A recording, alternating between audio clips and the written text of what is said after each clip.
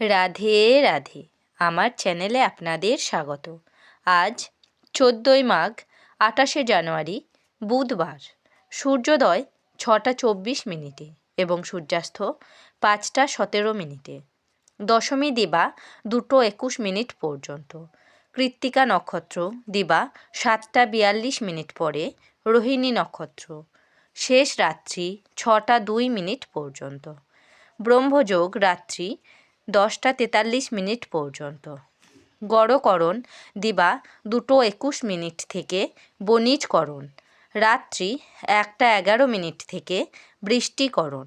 জন্মে বৃষ রাশি, বৈশ্যবর্ণ, মতান্তরে শূদ্রবর্ণ, রাক্ষসগণ, অষ্টোত্তরী ও বিংশোত্তরী রবির দশা। দিবা 7টা 42 মিনিট থেকে নরগণ, বিংশোত্তরী চন্দ্রের দশা। শেষ রাত্রি 6টা 2 মিনিট থেকে দেবগণ, বিংশোত্তরী মঙ্গলের দশা। মৃতে দ্বিপাদদোষ দিবা 7টা 42 মিনিট থেকে দোষ নাই। যোগিনী উত্তরে দিবা 2টো 21 মিনিট থেকে অগ্নিকোণে। কালবেলাদি 9টা 7 মিনিট থেকে 10টা 29 মিনিটের মধ্যে ও 11টা 50 মিনিট থেকে 1টা 12 মিনিটের মধ্যে। কাল রাত্রি 3টে 7 মিনিট থেকে 4টে 46 মিনিটের মধ্যে। যাত্রা শুভ, উত্তরে ও দক্ষিণে নিষেধ। দিবা 7টা 42 মিনিট থেকে পশ্চিমেও নিষেধ।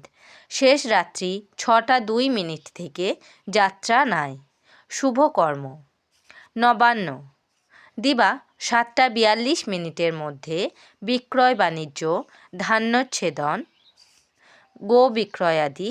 দিবা 7টা 42 মিনিট থেকে গাত্র হরিদ্রা, অদ্ভুত ধান্য, সাধ ভক্ষণ, নামকরণ, নিষ্ক্রমণ, দেবতা গঠন, বিপন্নারম্ভ, পুণ্যাহ, গ্রহ পূজা, শান্তি সস্তায়ন, হলপ্রবাহ, বীজ বপন, বৃক্ষাদিরোপণ, ধান্য স্থাপন, কারখানারম্ভ, বাহন ক্রয় ও বিক্রয়, কম্পিউটার নির্মাণ ও চালন।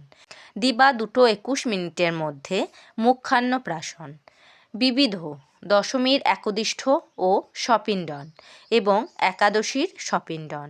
দিবা 2টো 21 মিনিটের মধ্যে শ্রী শ্রী রাম ঠাকুরের আবির্ভাবোপলক্ষে বাংলাদেশে নোয়াখালী জেলায় মাইজদীতে ও ভারতবর্ষের বিভিন্ন স্থানে উৎসব।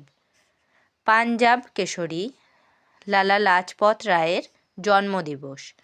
অমৃতযোগ দিবা 7টা 47 মিনিটের মধ্যে ও 10টা থেকে 11টা 29 মিনিটের মধ্যে ও 3টে 10 মিনিট থেকে 4টে 39 মিনিটের মধ্যে এবং রাত্রি 6টা 15 মিনিট থেকে 8টা 50 মিনিটের মধ্যে ও 2টো থেকে 6টা 24 মিনিটের মধ্যে।